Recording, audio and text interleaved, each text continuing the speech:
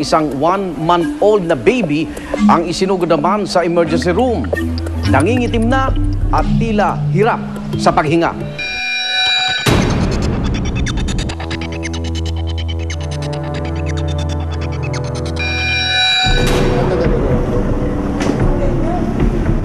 Pagdating nila, yung baby, nangingitim siya.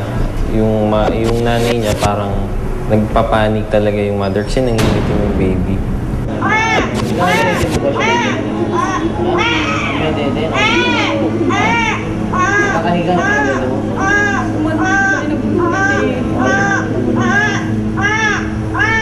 Bigla ko na lang naramdaman na nahirapan na siyang huminga.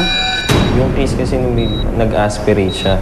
Ibig sabihin, pwedeng yung dahil sa pagpapainom nila, pumasok sa baga ng bata yung pinapainom nila.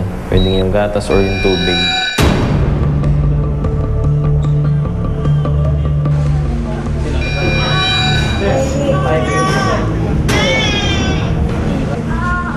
Tapos nung lalagyan na natin siya ng oxygen, parang umiyak na siya, tapos nagkaroon na siya ng kulay.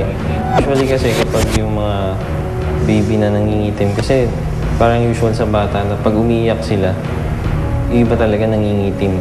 Sino yung nanay? Sino yung nanay? Ikaw ang nanay niya?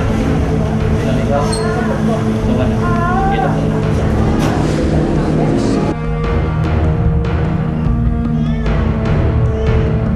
Maglalagay tayo ng swero dun sa bata.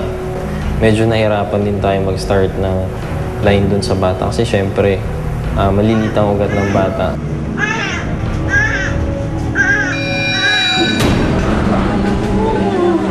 Makita ko siyang medyo nag-iba na ang kulay ng mukha niya.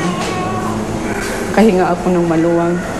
Kasi kapag may mga cases kasi talaga na ang mga bata talaga kailangan timbangin kasi kinocompute yung kailangan na gamot na ibigay sa kanila, either antibiotic or kahit yung mga paracetamol. Kung hindi naagapan yung bata, kanina nung dumating, pwedeng ikamatay yun ng bata. Continuous na yung observation talaga.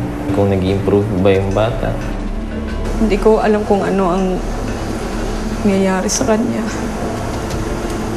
Diyos nang bahala sa amin.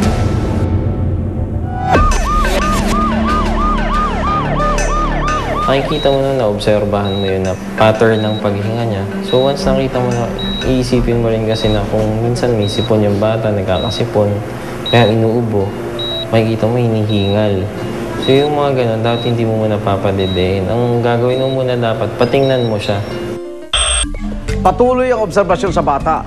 Pero ayon kay Jennifer, batay sa pagsusuri ng isa pang ospital, malaki raw ang puso ng kanyang anak at nangangailangan ng operasyon.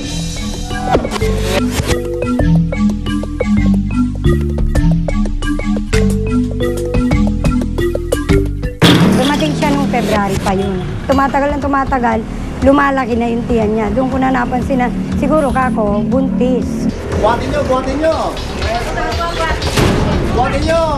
Ang naging problema lang namin, nagsisigaw siya sa loob kasi ang nasa loob ng tiyan ko patay na. Tinusok daw ng alambre yung bata, sabi niya.